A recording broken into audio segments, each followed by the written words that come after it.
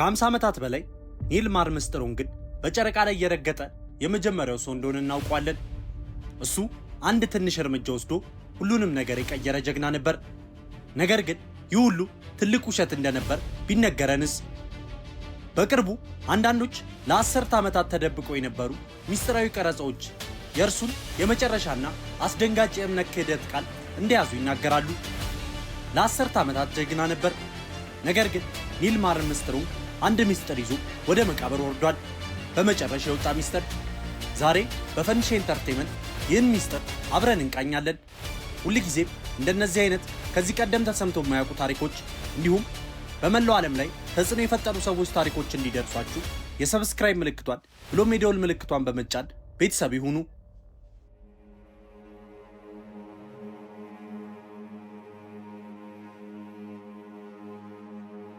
በጁላይ 20 1969 ዓ.ም ወደ 650 ሚሊዮን የሚጠጉ ሰዎች ከ240 ሺህ ማይል ርቀት ላይ የሚተላለፈውን ጥራት የሌለው ጥቁርና ነጭ ምስል ለመመልከት ከቴሌቪዥኖቻቸው ጋር ተተክለው ነበር። ይህ ያለ ጥርጥር በሰው ልጅ ታሪክ ውስጥ ከታላላቅ ክስተቶች ውስጥ አንዱ ነበር። ኒል አርምስትሮንግና በዝ አልድሪን በሌላ ዓለም ላይ የተራመዱ የመጀመሪያዎቹ ሰዎች ሆኑ እና ዩናይትድ ስቴትስ የውሃ ውድድርን በይፋ አሸነፈች። ነገር ግን ልክ ክብረ በዓላቱ እንደተጀመሩ የተለየ ታሪክ መስፋፋት ጀመረ። በሹክሹክታ ነበር የጀመረው። ነገር ግን ከጊዜ ወደ ጊዜ በጣም ግትር ከሆኑ የሴራ ንድፈ ሐሳቦች ውስጥ አንዱ ሆኖ አደገ። ዋናው ክርክር የጨረቃ ማረፊያው መላውን ፕላኔት ለማታለል የተሰራ ባለ ብዙ ቢሊዮን ዶላር የሆሊውድ ፊልም ግዙፍ ማጭበርበር ነበር የሚል ነው። ለብዙዎቻችን በቀላሉ የሚናቅና የሚያስቅ የፈጠራ ወሬ ነው። ነገር ግን ፍንጮቹ በግልጽ እይታ ውስጥ ተደብቀው ቢሆንስ? ሰውየው ራሱ ኒል አርምስትሮንግ እንደተከተለው የፍርፋሪ ዱካ ጥሎልን ቢሆንስ? አሁን ከነዚህ ሁሉ ዓመታት በኋላ ይህንን ሴራ ለግማሽ ምዕተ ዓመታት ሕያው አድርጎ ያቆየውን ማስረጃ ለመመልከት ጊዜው አሁን ነው። አማኞች እንደሚሉት በታሪክ ውስጥ ታላቁ ጀብዱ በእውነቱ ታላቁ ማታለል መሆኑን የሚያረጋግጡ ፍንጮች አሉ። በመጀመሪያ ትልቁ ነገር የአሜሪካ ባንዲራ ነው። ምስሉ በአእምሯችን ውስጥ ታትሟል። በዝ አልድሪን በጨረቃ ላይ የተተከለውን የአሜሪካን ሰንደቅ ዓላማ ሰላምታ ሲሰጥ፣ ነገር ግን የሴራ ንድፈ ሐሳብ አራማጆች አንድ ትልቅ ችግር እንዳለ ይነግሩናል። በቪዲዮ ላይ ባንዲራው የሚወዛወዝና የሚውለበለብ ይመስላል።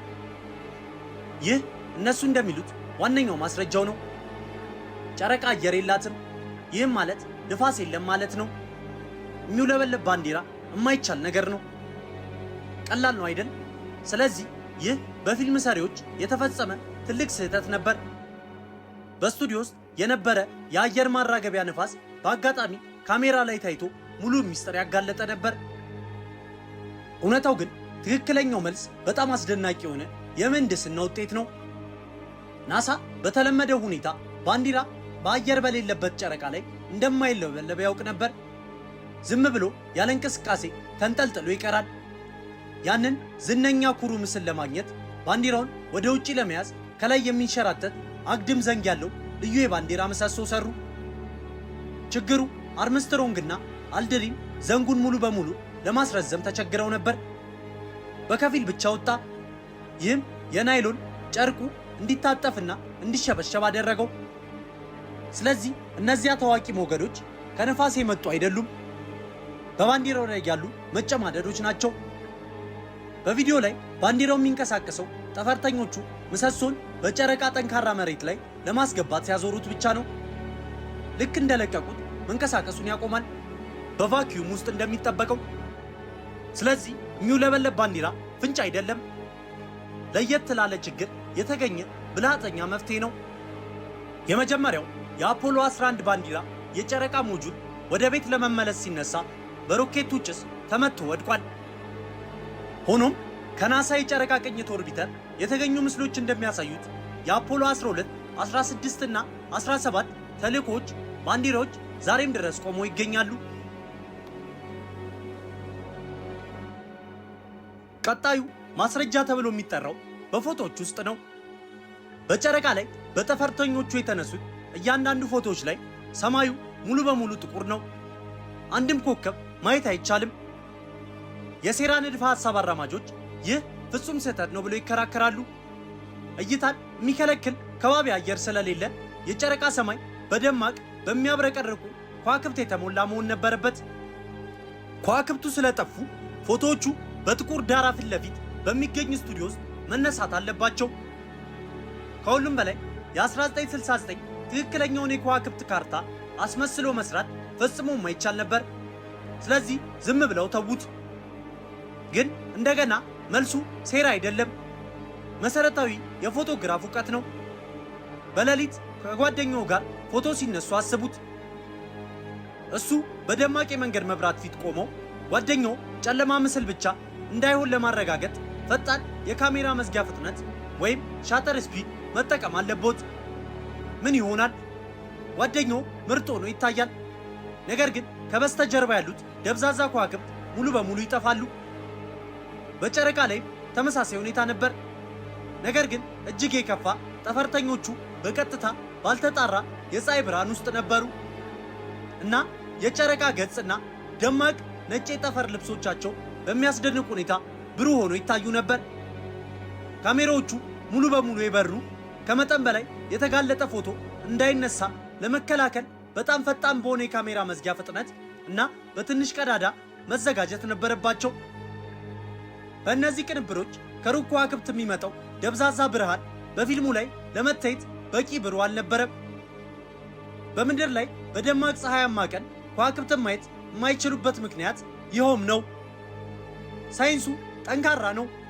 ኮከብ አልባው ሰማይ የውሸት መሆኑን እያረጋገጠም ካሜራዎቹም ለከፍተኛ የብርሃን ሁኔታዎች በትክክል መዘጋጀታቸውንም ያረጋግጣል። ምናልባትም ከንድፈ ሐሳብ አራማጆች የሚሰማው በጣም ሳይንሳዊ መሰረት ያለው ክርክር ስለ ቫን አለን የጨረር ቀበቶዎች ነው። እነዚህ በ1958 የተገኙ ምድርን የሚከቡ ከፍተኛ የጨረር ዞኖች ናቸው። ክርክሩ ቀላልና አስፈሪ ነው። በእነዚህ ቀበቶዎች ውስጥ ያለው ጨረር በጣም ገዳይ ከመሆኑ የተነሳ ጠፈርተኞቹ በመሰረቱ ይጠብሳቸውም ነበር። በ1960ዎቹ ቴክኖሎጂ እነሱን ማለፍ የማይቻል ነበር። ስለዚህ ማንም ወደ ጨረቃ አልሄደም። ይህ ክርክር በጣም አሳማኝ ይመስላል፣ ምክንያቱም የቫን አለን ቀበቶዎች እውነት ናቸውና። ነገር ግን የማይታለፉ እንቅፋቶች ናቸው ማለት እውነት አይደለም። በእርግጥ ናሳ ስለ ቀበቶዎቹ ሁሉንም ነገር ያውቅ ነበር። የአፖሎ ተልእኮች የታቀዱ አደጋውን ለመቋቋም በሚያስችል መንገድ ነው። መንኮራኩሯ በጣም ኃይለኛ በሆኑት ክፍሎች ውስጥ በቀጥታ ከመብረር ይልቅ መንገዷ በጣም በከፍተኛ ፍጥነት በሰዓት 25000 ማይል ገደማ በቀጫጭን ክፍሎች ውስጥ በፍጥነት እንድታልፍ ታቅዶ ነበር። በቀበቶዎች ውስጥ ያሳለፉት አጠቃላይ ጊዜ 1 ሰዓት ያህል ብቻ ነበር። የመንኮራኩሯ የአልሙኒየም አካል እንደ መከላከያ ሆኖ አገልግሏታል። እናም ጠፈርተኞቹ በጉዞ በሙሉ የተቀበሉት አጠቃላይ የጨረር መጠን በጣም ትንሽ ነበር። ለአፖሎ 11 ሰራተኞች ከአንዳንድ የሕክምና ሲቲ ስካን ምርመራዎች ከምታገኙት ጋር የሚነጻጸርና ጉዳት ለማድረስ ከበቂ በታች የሆኑ ከአንድ አርኤም ያነሰ ነበር።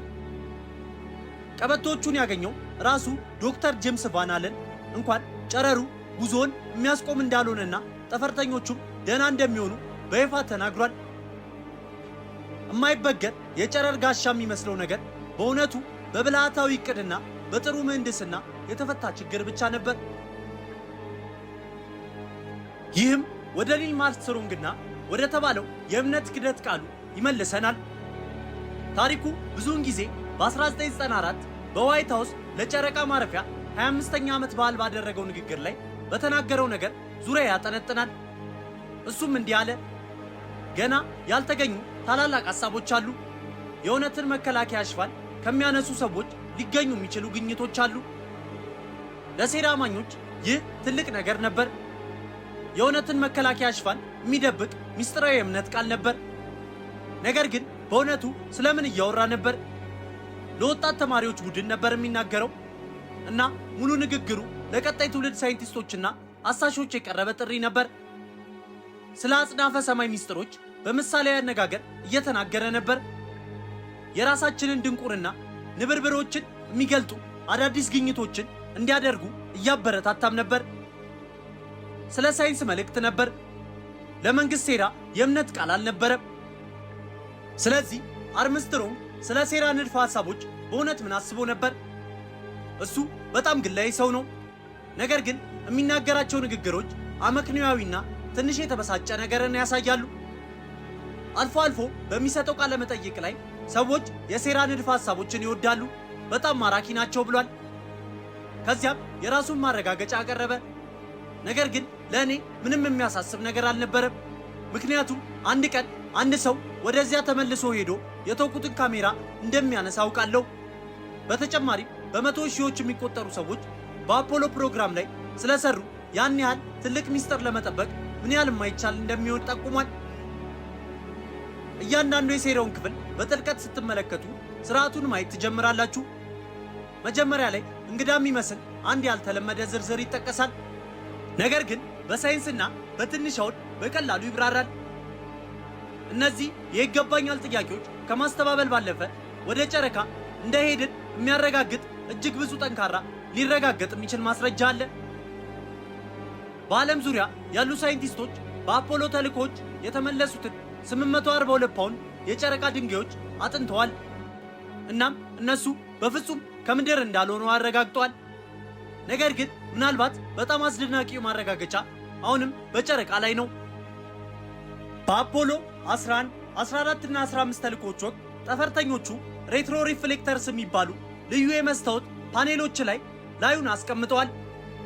ከ50 ዓመታት በላይ በምድር ላይ ያሉ አብዘርቫቶሪዎች በእነዚህ መስተዋቶች ላይ ሬዘር በመተኮስ ብርሃኑ ተመልሶ ለመምጣት የሚፈጀውን ጊዜ በመለካት ላይ ናቸው።